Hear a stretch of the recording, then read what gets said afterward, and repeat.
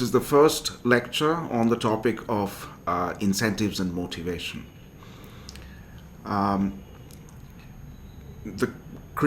criticism of socialism with respect to market economy has two major points. One is that socialism did a bad job of harnessing information. So in a market economy, consumers know their own preferences and their demands incorporate that information. Firms know their cost conditions, so their supply functions incorporate that decision. So the market, in a decentralized way, harnesses information about tastes and costs through its allocation. But if we have a planned economy and a small group of people are making top-down decisions about what should be produced, who should get what, and so on, they need to collect all this information about individual tastes and costs, and that is a very tough ask. So it is this informational challenge which socialism found hard to cope with. That's one point. The other point is about incentives, that the socialist system was not very successful in motivating people to work hard, to be creative, to be enterprising. And in a modern, complex technological society, that is very important. Right? In a capitalist system, the profit motive drives or generates incentives. That's the general idea. But the failure to generate strong incentives kept productivity down in the socialist economies and may have played a big role in the eventual collapse of the Soviet bloc countries. So here we will focus on the second important aspect, which is incentives and motivation. Now, you have studied some of this in the second micro course in the sequence, in your first year sequence, when you studied moral hazard theory.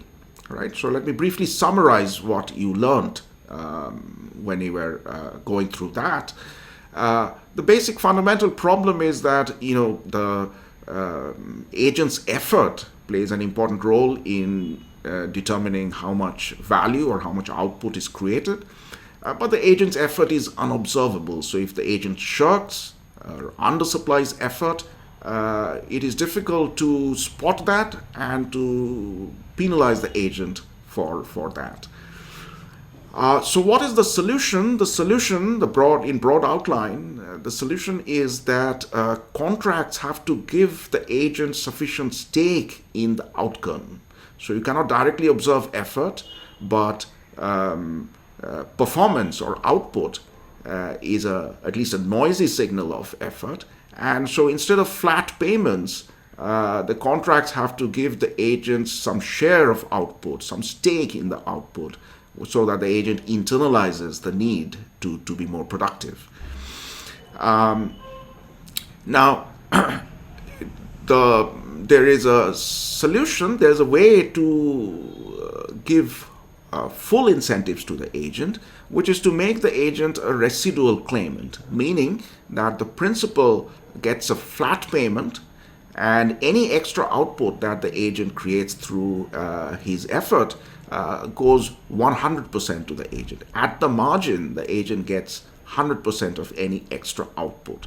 So if that kind of contract is written, fixed payment to the principal, the entire residual amount to the agent, that will give the agent first best the incentive to put in the first best effort level.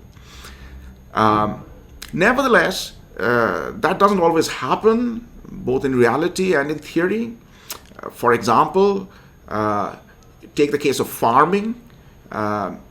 If the land belongs to someone else, not the tiller, and the tiller is some sort of a tenant or a worker who takes the land from a landlord and cultivates it. If the agent has to pay a fixed rent to the landlord, then he has full incentives to work hard all the way up to the efficient level because he's keeping all the extra amount. But if you look across the world and through history, you find that in agriculture, often you have not fixed rent tenancy farming, but you have sharecropping. And sharecropping is still quite prevalent in India. So one of the questions in traditional moral hazard theory is, why do we see sharecropping so persistent across the world if it leads to inefficient effort choices? And the answer is that there is a second aspect, which is the need to share risk efficiently. So the tiller or the farmer who doesn't own the land is often risk averse because of droughts or floods could create crop damage, and the farmer is reluctant to take on the full risk. So if there's fixed rent farming, that means that all the risk falls on the agent, and the principal, which is the landlord in this case, bears no risk at all. Whereas purely from a risk-sharing perspective, the risk should have at least been shared, or the richer, less risk-averse party, which is the landlord, should have taken more of the risk. So from a risk-sharing perspective, the ideal arrangement is perhaps that the small guy, the tenant or the worker, gets a fixed payment, and the landlord or the principal or the big guy is the residual claimant. But from an incentive perspective, the arrangement should exactly be the opposite, which is that the landlord should get a fixed payment and the tenant should be the residual claimant. And one of the things that we see in the development literature or the traditional moral hazard literature is that contracts try to strike a balance between risk-sharing objectives and the need to generate incentives, and that's why they settle somewhere in the middle, that the tenant gets some share of output, not 100%, not 0%, somewhere in the middle, and the landlord gets another share of output. So, to sum up, in traditional moral hazard theory, there's a way to solve the moral hazard problem, which is to give the worker or the agent a bigger stake in the output, a bigger share of output. And the only reason that is not done to the fullest extent is the need to share risk. Okay. Under this topic, we'll start by looking at the paper by Bengt Holmstrom from 1982, which is Moral Hazard in Teams. And in this paper, Holmstrom makes the point that when you have team production, what do we mean by team production? Well, in some productions, you can track the output or productivity of individuals. So if there's a textile factory, or there's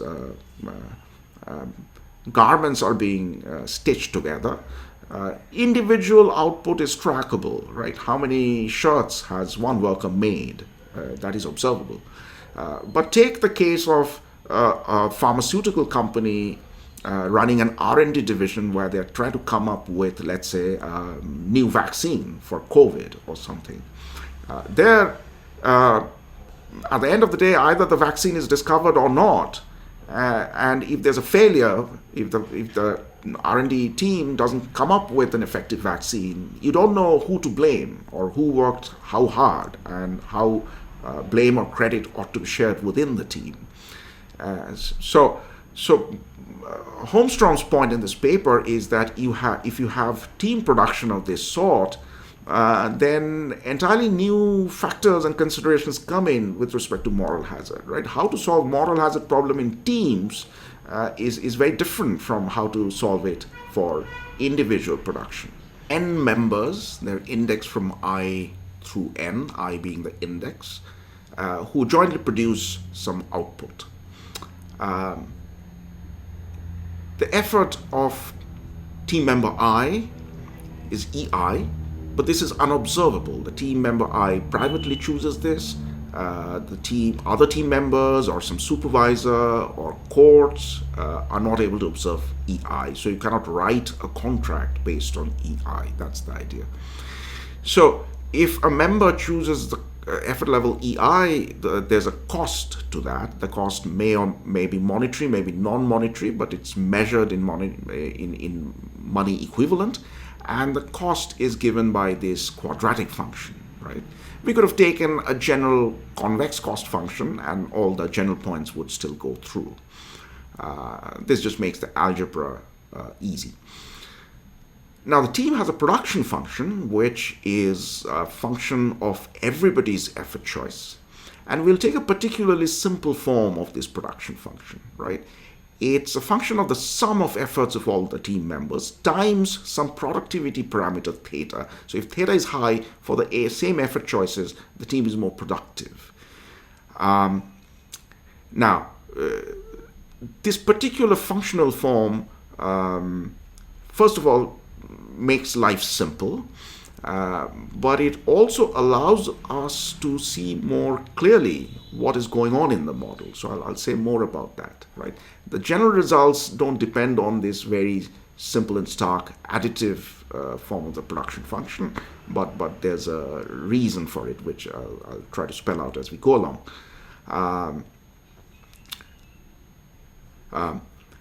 Now, the last element to finish the description of the model is the agent's payoff, right? So agent I's payoff or utility is MI, how much money the agent receives from the team at the end of the day, minus this effort cost, right? And this is a quasi-linear utility function. It's linear in money and it's non-linear or quadratic in effort, right? So those are the two things that determines utility. If you remember the first model we did in the first microeconomics course, there also I took this sort of a quasi-linear utility function. One of the advantages of choosing this sort of utility function is that it creates a neat separation between questions of efficiency and questions of distribution, right? So effort choices can be chosen to maximize the size of the pie for the team as a whole, and then the monetary payments from one agent to another can be chosen so as to decide how the pie for the team will be divided. Okay. To sum up, these special functional forms, other than making the algebra simple, also helps us see what are the forces which are driving the results of the model. But more about that later. Now, in any of these incomplete information models with hidden action or hidden information, it's always useful to set up a benchmark, right? To first calculate what would happen in a hypothetical world where there are no frictions, where there's no asymmetric information, everything is observable, everything is contractable, in an ideal world, in other words, right? So that always serves as a benchmark. That's how this sort of economic problem should play out. And then when we look at the world with frictions or asymmetric information, we compare against that benchmark and we say, okay, is there some inefficiency because of the frictions or informational problems? So we'll start with a full information world, or a first best world as it's called. So what is the characteristic of this world? Let's say each team member's effort is observable and can be contracted. So the team can write a contract with all the members, which says that if you don't work so hard, you won't get paid at all, or something of that sort, right? And also, let's assume that theta, the team's productivity, is known to all the agents. That's full information, right? So in this problem, effort choices should be chosen to maximize the social surplus for the team, or the size of the pie, right? So what is the social surplus for the team? It is this first part here is the total value of team output, and from that we have to subtract the costs borne by the sum of the costs borne by all the agents. That gives us social surplus for the team. So the team can think about its problem in two steps. What effort vector will maximize our surplus? And then the team can ask for payments from one individual to another, right? So that maybe the surplus is reasonably or fairly divided, okay? Now, if you focus on this problem, choosing efforts to maximize the team's surplus, That's a very simple maximization problem. It will always have an interior solution because marginal cost of effort at starting from zero is zero. You can see from this function. So it will always be optimal for every agent to supply some positive amount of effort.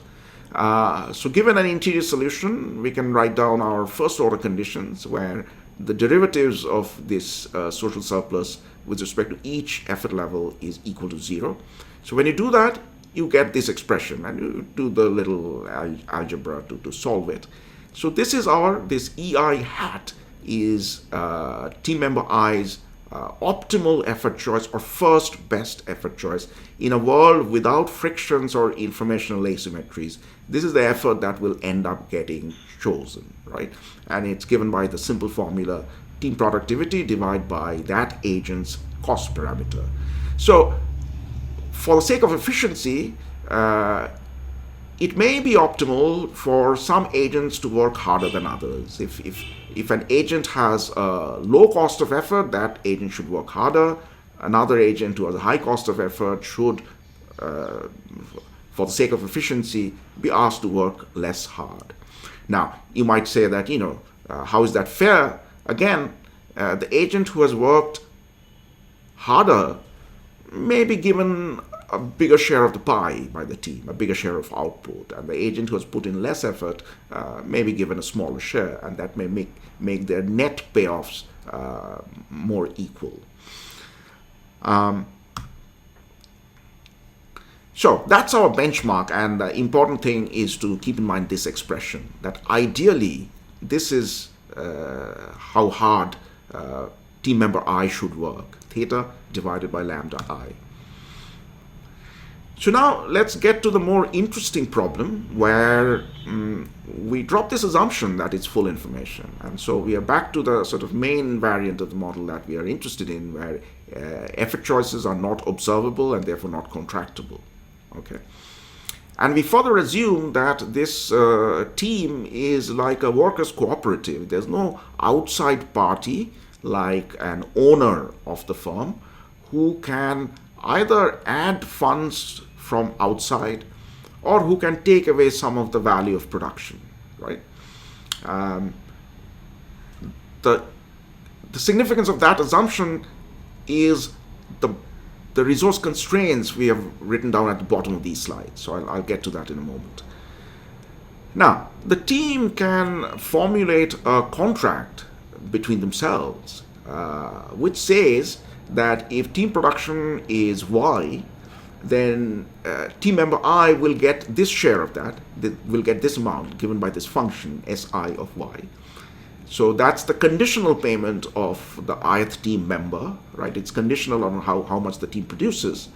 But you can also specify some flat payments on top of that, meaning that, agent I may receive, according to the contract, a flat payment Ti, which part is unconnected to how productive the team has been. So the first part is the conditional payment to agent I, the second part is the unconditional payment. And the unconditional payment can be positive or negative, right? If it's negative, that means that team member I has been asked to contribute a flat payment or pay up a flat amount, regardless of team output. Now, because of this assumption that there's no third party, there's no budget breaker, there's no team owner other than the workers, we will have to impose two budget constraints on the problem of the team, that the share of output received by all the team members has to add up to the total value of output. That's the first resource constraint. And these flat payments also add up to zero. So if somebody has been asked to contribute a flat monetary amount to the team, then that money should be paid out to others. So these are the resource constraints.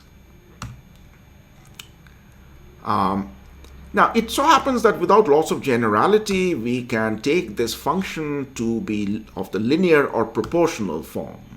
Okay, and if you want, I can explain that more later. But we will adopt this formulation that each team member I is given some share of team output. So if I'm given 10% shares, that means whatever is team output, I get 10% of that, right? So all these shares have to be non-negative, and they have to add up to 1. Those are the natural constraints to place on them. Now, we'll work out the team's problem in 2 stages, in 2 steps. First, we'll take an arbitrary assignment of shares. It may not be the best thing to do, but let's fix some vector of shares for the team members, and let's figure out how hard each of them will work. And obviously that will depend on their shares, the shares that they have been given. So each team member solves this exercise, right? Is maximizing this. What is this? The second part is just the cost of effort which is being subtracted. And the first part is that member's private gain or private payoff. So theta times sum of efforts is the team output, and agent I gets SI fraction of that. So this is how much agent I himself gets. So the income minus the cost of effort. Now this is a very simple problem. You choose EI to maximize this, and once you work out the algebra, again very simple, first order condition, derivative equal to 0, and you get this expression, right? It's the share SI times productivity divided by the cost parameter lambda I. Now, if we compare with the first best effort level of this agent, which we calculated 2 slides back, theta divided by lambda, now we have an extra coefficient attached to that, which is SI, which is less than 1. So this immediately means that typically agent I's effort choice under moral hazard, under asymmetric information about effort, will turn out to be suboptimal. It will be less than the first best effort level. The only way you can make the 2 match is to give agent I full share, meaning setting SI equal to 1. But if you do that, every other agent's share will have to collapse to 0, in which case all the other agents will not work at all. Okay? So there's no way, once you stare at this formula we have derived, there's no way that we can assign shares in a way that every agent puts in first best effort level. And typically, every agent will choose an effort level which is strictly less than their first best effort level, right? There's no team contract which elicits first best effort level from all its members. Now, we have seen or derived an expression for privately optimal effort choice of each agent, and now let's take a step back and think about what assignment of shares to all the team members will maximize team surplus in this situation, right? So we want to maximize this expression. This is the total output of the team, the first term, and this is the second term is the sum of the costs of all the agents. So that difference gives us the surplus for the team or the size of the pie for the team. And as I said, the problem here, given quasi-linear utility, is that efficiency and distribution become separable. Effort choices or shares have to be chosen so that the team surplus is maximized to the extent possible. And then those flat payments, those TIs, can be adjusted so that to achieve any distribution of that pie, any way of cutting up the pie and distributing the good among the various agents. So if you focus on this problem, choose a vector of shares so that this is maximized. And here the efforts are endogenous in this expression, right? Every agent's effort choice depends on what the share of that agent is. By the way, let me go back and make a point which I kind of skipped, but it's an important point. The form of the production function that we chose makes sure that when agent I is deciding on his effort level, he doesn't have to worry about what effort others have chosen. right? So the marginal product of agent I's own effort is independent of the effort of the other agents because of that simple form of the production function, that it's the sum of efforts.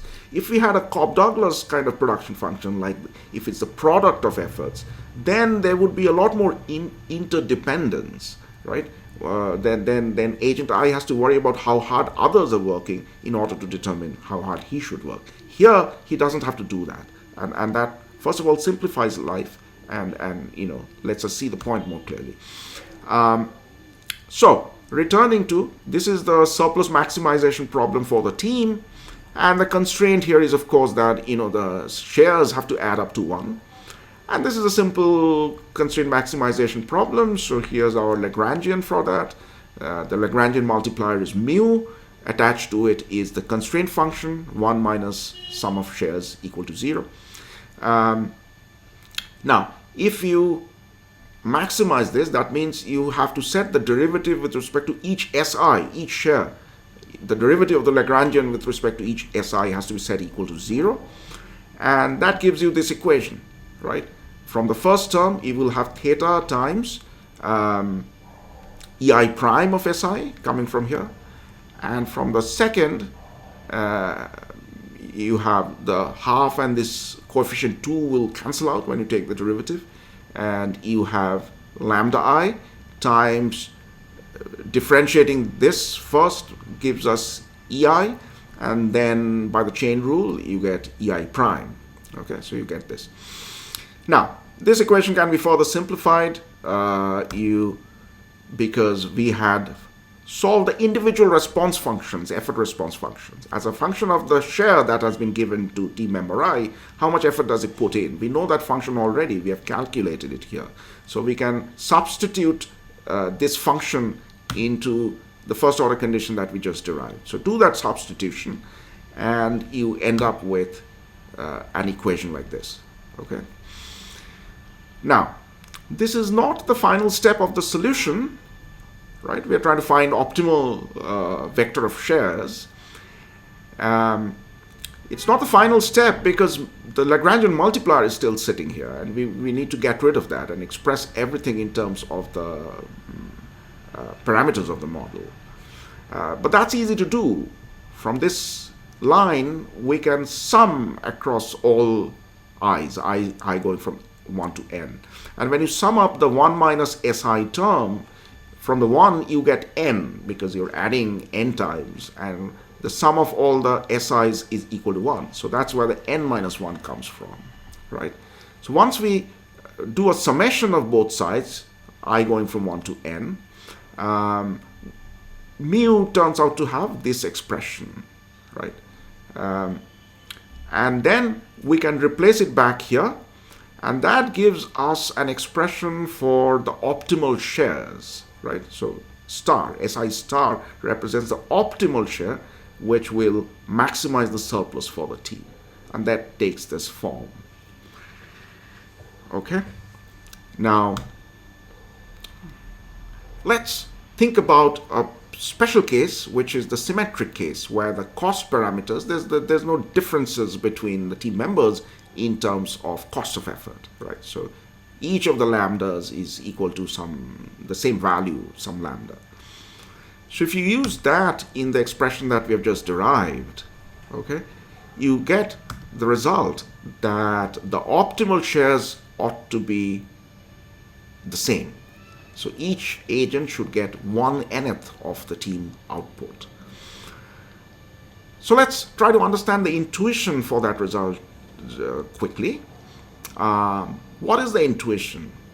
So suppose we start with symmetric shares, right? And then we give a little extra share to one of the agents by taking away some other agent's share. So we create a slight asymmetry. So the agent who gets a little extra share will work a little harder, and the agent from whom we have taken away some shares will work a little less hard. So whether the team as a whole becomes more productive or less productive depends on how these two things compare, right? One agent's harder work, how does it compare to the other agent's less hard work? Now, because the cost of effort is convex, As you give more and more shares to one agent, the incremental effort coming from that agent gets less and less, right? That's a pretty straightforward implication of convex costs. You can easily check that mathematically, you know. So if you transfer 1% share from agent I to agent J, then the extra work coming from agent J will not be totally compensated by the extra work of the other agent who has received these extra shares. And so the total team output will go down. So this symmetry result really is driven by the convexity of the cost function. Now, in the symmetric case, then, what happens to each agent's effort? It takes this form. And if you compare it with the first best effort level, you see that there's an extra n sitting in the denominator, and that makes, even after shares have been optimally divided, the team is less productive than what it could have been, and the effort choice of each team member is less than the first best, the benchmark, the ideal effort level, E hat. And the bigger is the team, bigger is this gap, right? And this gap can be attributed to the free rider problem, basically that, if I, as a team member, put in an extra hour of work, I only get a share of the extra output. The remaining part goes to other team members. And if I'm self-interested, then this leads me to undersupply effort. As I said in the beginning, the reason we are having inefficiency here, in standard single agent moral hazard theory, to recap what I said earlier, 2 points are to be noted. One is that it is possible to completely eliminate the moral hazard and make the effort work at the first best level. It is possible. You can create a contract, namely making the agent the residual claimant, right? Giving the principal just a fixed flat amount. Often it's not optimal to do so if the agent is risk averse, right? So 2 points. First, it's possible to restore effort to the first best level in single agent moral hazard. And the only reason for departing from that, from not giving such strong incentives, high-powered incentives, is risk sharing, right? So if the agent happens to be risk neutral, then the optimal arrangement in a single agent moral hazard problem would involve making the agent a residual claimant, right? Now, here in this model, if you look carefully, you will find that the nature. Remember that we assume that the agent's utility function is quasi-linear. It's linear in money. That means the agent is risk averse with respect to money. Sorry, risk neutral with respect to money. So by assumption, we have eliminated risk aversion. Still, we have this inefficiency cropping up, and the inefficiency can be very big if n is large. So the reason for the inefficiency has nothing to do with the need to give the agent some amount of insurance, some cushion against risks or fluctuations. First of all, the production function is deterministic, so the risk is not there, and the agent is also risk neutral, so risk aversion considerations don't arise. In spite of that, we have this inefficiency, and this inefficiency really is coming from the fact that this is a very different kind of moral hazard, which is a team moral hazard. And that's why it's very distinct from individual moral hazard. And here, it is not even possible to incentivize every team member to the fullest. There's a trade-off between incentivizing one team member versus another. And somehow, we always have to strike a compromise when we are assigning shares. Point made by Holmstrom in the paper. So Holmstrom says, okay, let's now switch from assuming that this is a workers' cooperative to thinking of this firm as or this production process as being conducted by a capitalist firm. So now a new player comes in who's the owner. And the difference that makes is that this owner can now function as a budget breaker, meaning that the owner can capture some of the team's output, so the payment to the workers does not have to add up to the total team output. Some of the value can be taken away, or some extra payments can be brought in from outside. So if the owner extracts a profit, then the sum of payments to the workers can be less than team output. If the owner takes a loss and subsidizes the workers, then the sum of payments could exceed the team output, right? And Holmstrom's point is that this creates some additional room for maneuver, which helps solving the moral hazard problem in the team. As we just saw, if it's a workers' cooperative, then even under the best arrangement, the best team contract, total team output falls below its first best level. Okay, so that problem can be circumvented and things can be pulled back to the first best level if now the organization changes and this becomes a capitalist firm, right, with an owner on top of the workers. That's the main point. And the reason for that is some more credible punishments for underperformance can be brought in. So when it was a workers' cooperative, for example, the team could have told itself that, if we don't meet our own targets, that we will destroy some of the output we have created, we'll give it away.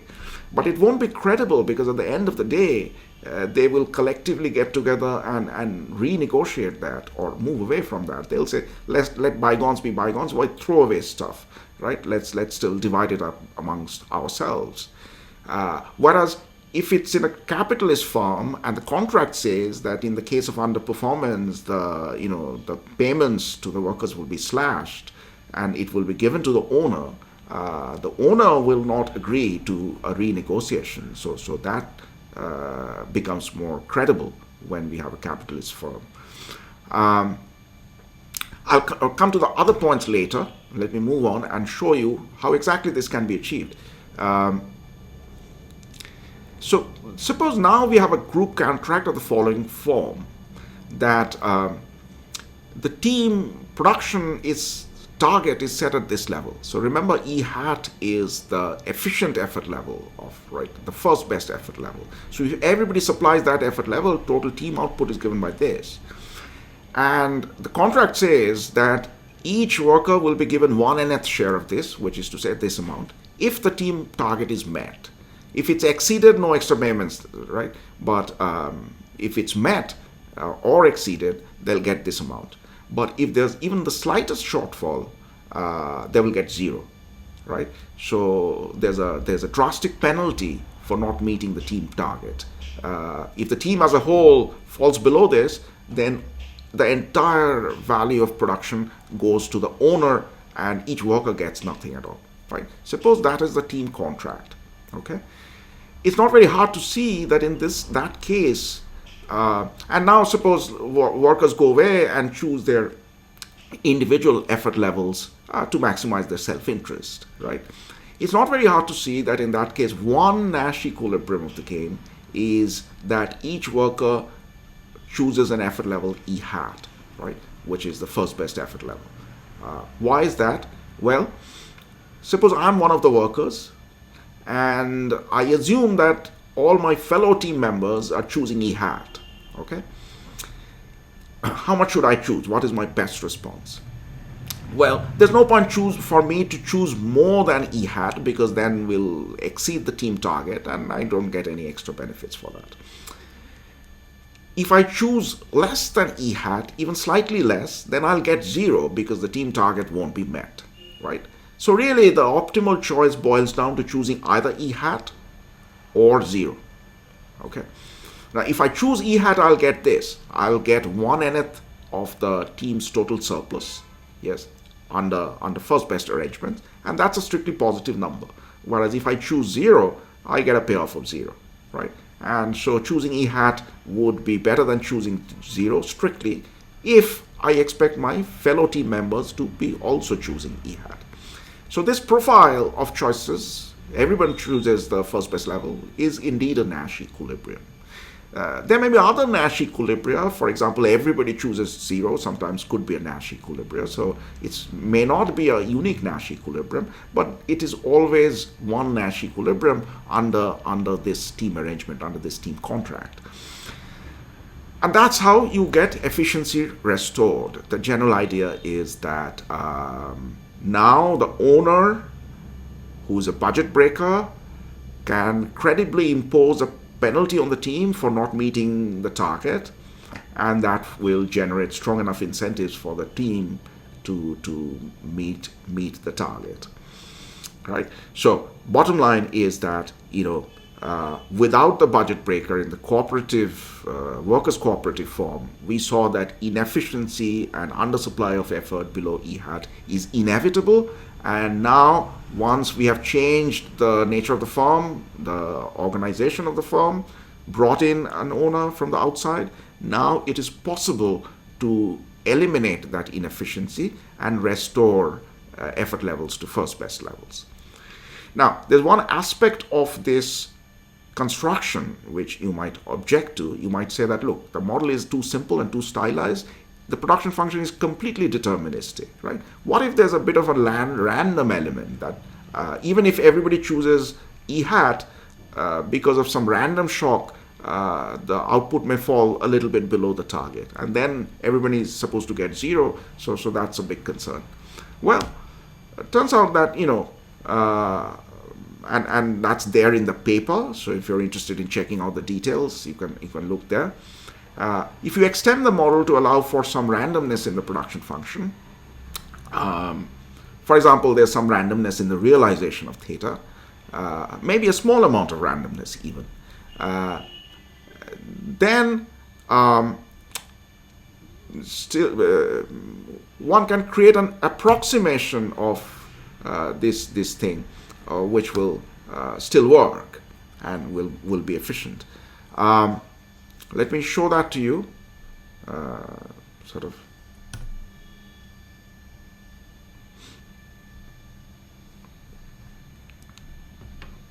So, let me redraw these pictures. When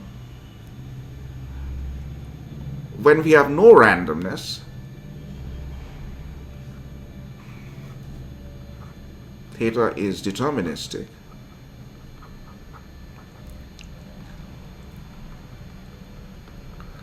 The optimal contract, as I described in the slides, takes this form. There's a target set for the team output, and the total compensation to all the workers, if you add them up, it's 0 as long as the team doesn't meet its target. And as soon as it meets its target, the total compensation is the equal share, this entire production at the target level. And after that, again, it's flat. So it's a step function with a big jump at the target being n theta times n times E hat. Okay? Now, this is when theta is deterministic. And now if you want to think about what happens if we throw in a little randomness, so theta is, let's say, some stochastic variable which nobody knows for sure.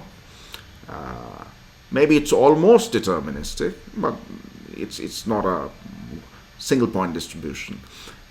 In that case, what the paper shows, and you can kind of maybe intuitively anticipate, that instead of a step function like this, what will be optimal to have is something which is an approximation of a step function, which is maybe kind of pretty much flat for a while, and then around this point it sort of gradually but very steeply goes up and then becomes flat again, right? Something like that. And as you increase the amount of randomness in theta, you start smoothing out this team compensation function more and more, right? It has less of a steep climb around one point. So the general idea extends to the case where team output is subject to randomness, to accidents, and so on and so forth. So it's not a knife-edge argument which only applies to these deterministic production functions. Okay, so to sum up, what have we learned? We have learned that when we have team production, the nature of the moral hazard that arises is very different from what you're familiar with from individual agent moral hazard theory. And if the team is a cooperative and there's no budget breaker available, then it is impossible to restore efficiency fully. You can manipulate the shares. You can distribute the shares in an optimal way. Still, it'll be a second best world because every agent will put less than the first best level of effort. And this is where the importance of the organization or the nature of the firm becomes very important, because if we now change the organization and switch from a workers' cooperative to a capitalist firm with an owner who can take profits or losses, then that extra element is very powerful. It can generate strong enough incentives so that the inefficiency can be